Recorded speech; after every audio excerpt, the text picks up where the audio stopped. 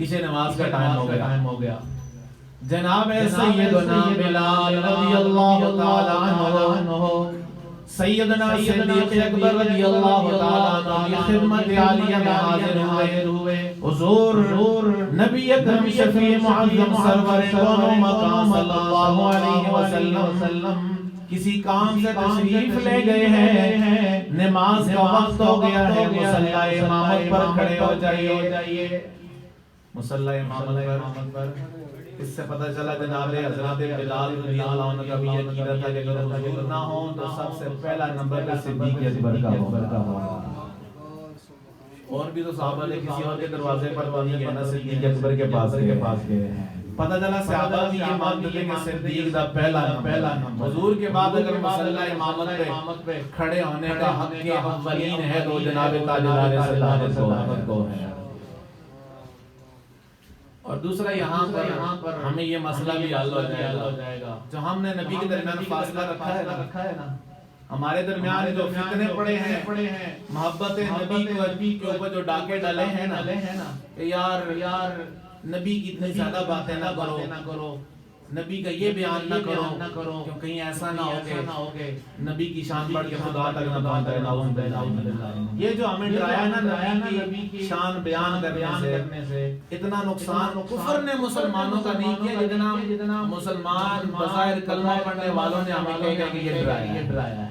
اور ہم نے اس بات کو قبول کیا ہے. ہاں یار ہاں نبی کی بات مسجد میں نعت پڑھنا اتنا اچھا نہیں ہے، بس اللہ کا ذکر کرو. نبی کے خیال تو نماز میں آئے تو نعوذ باللہ من نماز خراب ہوتی ہے. یہ سبق ہمیں پڑھایا گیا. جب صدیق اکبر کا یہ والی حدیث ہم سنیں گے تو پتہ چلے گا کہ اصل میں نماز کیا نماز ہوتی ہے. جناب سیدنا صدیق اکبر رضی اللہ عنہ مصلی امامت پر مصلی رسول پر مسجد نبوی میں کھڑے ہو گئے. نماز شروع تھی. اتنے میں رحمت کون ہے صلی اللہ علیہ وسلم واپس تشریف لے آئے. اب ذرا دیکھیے صحابہ کی نمازیں کیا وہ یہ تھا کہ نبی کی شان اگر نماز میں سن لی یا نماز میں نبی سے کوئی پیار کی بات ہوگی، نبی کا خیال آ گیا، کیا نماز خراب ہوتی تھی؟ صحابہ سے دیکھتے ہیں حضور آپ کا ایمان تو اللہ نے قبول کیا ہے، آپ تو رضی اللہ عنہ کے سرٹیفکیٹس ملے ہیں. ذرا آپ بتائیں آپ کا لنک آپ کا تعلق نبی سے کیسا تھا؟ صحابہ اکرام نے نماز کے اندر جناب صدیق اکبر کو تصفیق سے بتایا کہ جناب حضور تشریف لے آئے. جناب سیدنا صدیق اکبر رضی اللہ عنہ کے بعد یہ چانس تھا، یہ اختیار تھا کہ نماز پوری کرتے. بلکہ رسول اللہ صلی اللہ علیہ وسلم نے جناب صدیق اکبر کو دیکھا صدیق مصلی چھوڑ رہے ہیں. نماز کس کی ہو رہی تھی؟ اللہ کی ہو رہی تھی لیکن مصلی کس کے لیے چھوڑا جا رہا ہے؟ کیا ان کو یہ والا ڈر تھا کہ توحید خراب نہ ہو؟ پتہ تھا جتنا نبی کو مصلی پہ جگہ دیں گے اتنا رب راضی ہوگا. اس لیے توحید میں بھی جتنا اخلاص ہے ان کے دل میں ہے کسی اور کے دل میں. رسول اللہ صلی اللہ علیہ وسلم کے پیارے غلام نے مصلی چھوڑ دیا. اب قرآن کے اصول کو دیکھو، النبی اولا بالمؤمنین. صدیق نے عملی طور پر پریکٹیکلی بتا دیا کہ مصلی صدیق سے نبی اولا ہے. جب اولا آ جائے تو صدیق مصلی پر کھڑا نہیں ہوگا. پلس حضور نے فرمایا اللہ مکان ابو بکر کھڑے رہو مصلی پہ لیکن صدیق مصلی پر کھڑے نہ رہے. رسول اللہ صلی اللہ علیہ وسلم مصلی پہ آ گئے. جہاں سے صدیق نے نماز چھوڑی تھی حضور نے وہیں سے شروع فرمائی. پوچھا نہیں ابو بکر کتنی رکعتیں ہو گئی ہیں، کتنی رکعتیں رہ گئی ہیں؟ نہیں، جس کی نظر عرش کو زمین پر بیٹھ کر دیکھ سکتی ہے اس کو نماز کی رکعتوں کی تعداد پوچھے بغیر معلوم ہو سکتی ہے. جب نماز پوری ہوئی اے ابو بکر تم نے مصلی کیوں چھوڑا؟ عرض کیا رسول اللہ ما کان ابن ابی قحافہ ان یصلی بین یدی رسول اللہ، فرمایا سونے صدیق کون ہوتا ہے؟ ابن ابو قحافہ کے بیٹے کی کیا اوقات ہے کہ رسول کے سامنے مصلی پہ کھڑا ہو جائے؟ اس سے پتہ چلا صحابہ پڑھتے تو نماز تھے، دل ان کا نماز میں نبی کے ساتھ لگا ہوتا تھا۔ اور اس بات کو اگر کوئی خشک ملا نہ سمجھ سکے تو قلندر لاہوری سے پوچھ لے نماز کیا ہوا کرتی ہے۔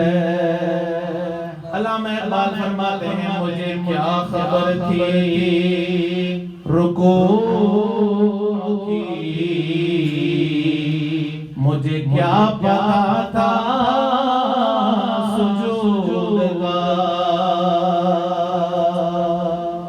حضور میں رکوع اور سجدوں کو آپ کے وہ ترجیح دے دوں، مجھے کیا خبر تھی رکوع کی، مجھے کیا پتا تھا سجود کا۔ تیرے نقش پاکی تلاش تھی میں جھکا رہا جو نماز میں۔ فرمایا حضور میں نماز بھی اس لیے پڑھ رہا تھا کہ مجھے سونے کے قدموں تک پہنچنا نصیب ہو جائے، مجھے سونے کے قدموں تک پہنچنا نصیب ہو جائے۔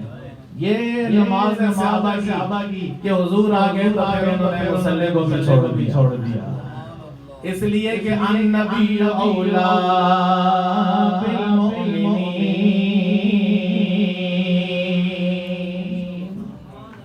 دوسرا واقعہ دوسری حدیث غار ثور ہے۔ اچھا جب یہ کہا جاتا ہے کہ یار میلاد مناتے ہو، نبی کی نعتیں پڑھتے ہو، قرآن سے دلیل دو، تو میں ذرا دلیل کھلا کرتا ہوں۔ 30 سپاروں میں سے پلس حضور کی حدیث سے کہیں سے یہ ثابت ہو جائے کہ جب حضور آ جائے تو مصلی چھوڑ دینا چاہیے۔ اللہ نے تو حکم نہیں کیا تھا مصلی چھوڑنے کا، اس کے باوجود صدیق نے مصلی چھوڑا رضی اللہ عنہ، اور اللہ تبارک و تعالی نے یہ نہیں فرمایا کہ نماز تم نے خراب کر دی ہے، بلکہ صدیق اکبر کا مقام اور بڑھ گیا۔ گو کہ یہ قرآن میں رب نے سکھایا تھا لیکن سکھانے کا انداز اور ہے۔ استجیبوا للہ والرسول اذا دعاکم، فرمایا جب سونا بلائے تو پھر اس کی بات کو ماننا ہے، خواہ نماز پڑھتے ہو یا نمازیں نہیں پڑھتے ہو۔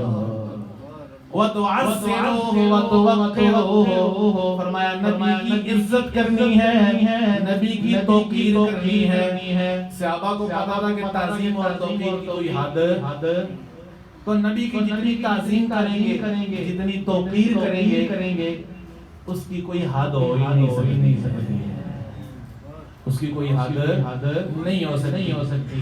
اس لیے صدیق اکبر نے نبی کو اولا مانا ہے۔ غار کے اندر آپ کی گود میں نبی کونین صلی اللہ علیہ وسلم آرام فرما رہے ہیں۔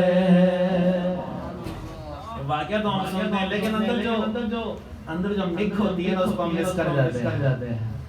ایک آپ کا اپنا بیٹا ہے، ایک آپ کے پڑوسیوں کا بیٹا ہے، آپ کی گود میں بھاگ کے خوشی سے اپنائیت سے کون سا بچہ لیٹنا پسند کرتا ہے؟ اپنا نا اگر اپنے بیٹے سے تھوڑا بڑا ہو جاتا ہے اس میں اپنا پن آ جاتا ہے، نہیں ابن ایسے کیوں کیا، تھوڑا سا اس کی اپنی ذات ابری ہے، پھر گود میں لٹایا جاتا ہے اس کو۔ اس کا مطلب ہے کہ گود میں تب تک لیٹتا ہے جب اندر باہر سے دونوں ایک ہوتے ہیں۔ نبی اکرم صلی اللہ علیہ وسلم نے صدیق کی گود میں سر رکھ کر بتا دیا نبی کا دل صدیق کے ساتھ ہے، صدیق کا دل نبی کے ساتھ ہے۔ ادھر سے سانپ آ گیا، سانپ نے ڈسا۔ النبی اولا بالمؤمنین کی عملی تصویر دیکھیے، اگر صدیق کہ ذات با نبی کی حکومت ہوگی تو نبی کی تعظیم میں ہلیں گے بھی نہیں۔ لیکن آپ نبی کی ذات نہیں ہے، نبی کی نیند ہے، یعنی ہل کر بھی اپنے آپ تکلیف ہو رہی ہے، سام مذاق تو نہیں ہے، لیکن صدیق کے جسم میں حرکت تک نہیں آئی، صدیق کے جسم میں تحرک بھی پیدا نہیں ہوا، کیونکہ ایک وہ تکلیف تھی اور ایک نبی کو دیکھنے کا مزہ تھا، ایک وہ چستی، اور جب دیکھنے میں مزہ زیادہ ہو تو تکلیف کا احساس ہے۔ اب یہ بات کیسے سمجھ آ سکتی ہے بندے میں جب تک چکی نہ ہو، لیکن قرآن کہتا ہے جب سیدنا یوسف علیہ السلام کی پاک بازی کو ثابت کرنے کے لیے محفل اس شاہی حکومت کے محل میں شاہی محل میں عورتوں کو اکٹھا کیا گیا، ان کے ہاتھ میں فروٹ دیے گئے، چھریاں دی گئی، قرآن کی نص ہے فَلَمَّا سَمِعَتْ بِمَكْرِهِنَّ أَرْسَلَتْ إِلَيْهِنَّ أَرْسَلَتْ إِلَيْهِنَّ ان کو عورتوں کو بٹھایا، وَأَعْتَدَتْ لَهُنَّ مُتَّكَأً وَآتَتْ كُلَّ وَاحِدَةٍ مِّنْهُنَّ سِكِّينًا، ہر ایک آدمی چھری دی، سکین چھری کو کہتے ہیں، وَقَالَتْ اخْرُجْ عَلَيْهِمْ، فروٹ اور چھریاں پکڑا گئے نا، یوسف علیہ السلام سے ریکویسٹ کی حضور ذرا اس محفل میں باہر تشریف لے آئے۔ اب دیکھیے جو میں نے مثال دی ہے نا کہ جب ادھر سے تکلیف ہو رہی ہے ادھر سے نبی کو دیکھنے کا مزہ آ رہا ہے، اس کو ذرا قرآن کی روح سے سمجھیے۔ فرمایا جب جناب سیدنا یوسف علیہ السلام نکلے، فلما رأینہو، جب دیکھا، اکبرنہو، بڑا جانا، وقطعنا ایدیہن، بجائے فروٹ کے اپنے جسم کاٹ ڈالے۔ قرآن کہتا ہے جناب یوسف علیہ السلام کی زیارت میں اتنی مست ہو گئی کہ فروٹ کاٹنے کی بجائے اپنے وَقُلْنَا حَاشَ لِلَّهِ مَا هَذَا بَشَرًا، پتہ چلا کبھی کسی بھی زیارت میں اتنا مزہ ہوتا ہے کہ تکلیفیں کچھ اثر۔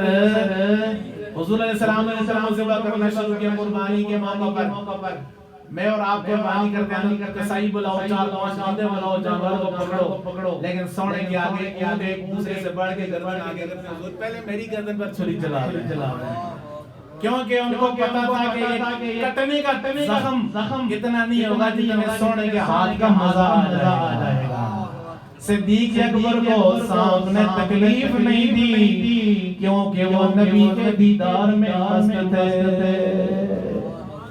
یہاں تک تو بات بڑی مزے کی ہے، میری آنکھوں میں بھی، آپ کی آنکھوں میں بھی آنسو آتے ہیں، دل میں جذب آتی ہے، کتنا ایمان تازہ ہوتا ہے، لیکن ان کا واقعہ سن کے ہوتا ہے کبھی تیرے اپنے دل میں اتنی پیاس نبی کی کیوں نہیں بنی ہے؟ تجھے یہ دیکھنے کا مزہ، یہ دیدار تو رب نے تیرے قبر میں کرائی دینا، ہونے کے نہیں ہونا۔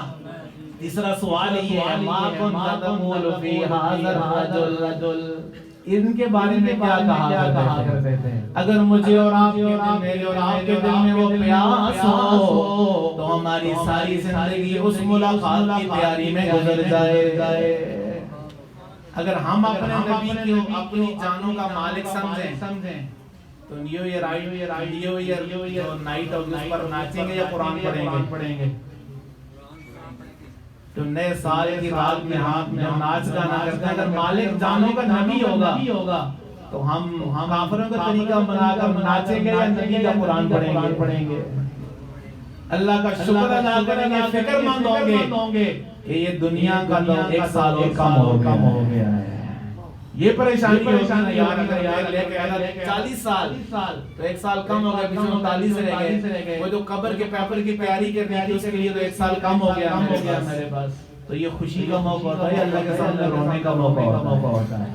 لیکن جب تک جان اپنی ہوگی، نبی کو پرے رکھا ہوگا تو پھر یہ کام اس کو الٹ پلٹ ہوں گے، لیکن جب ملکیت نبی کی ہوگی تو پھر اس سے غلط کام ہو سکتا۔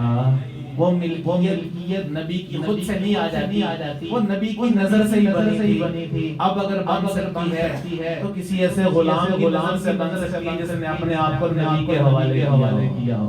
اللہ تبارک و تعالی ہمیں جناب سیدنا صدیق اکبر کا یہ فیضان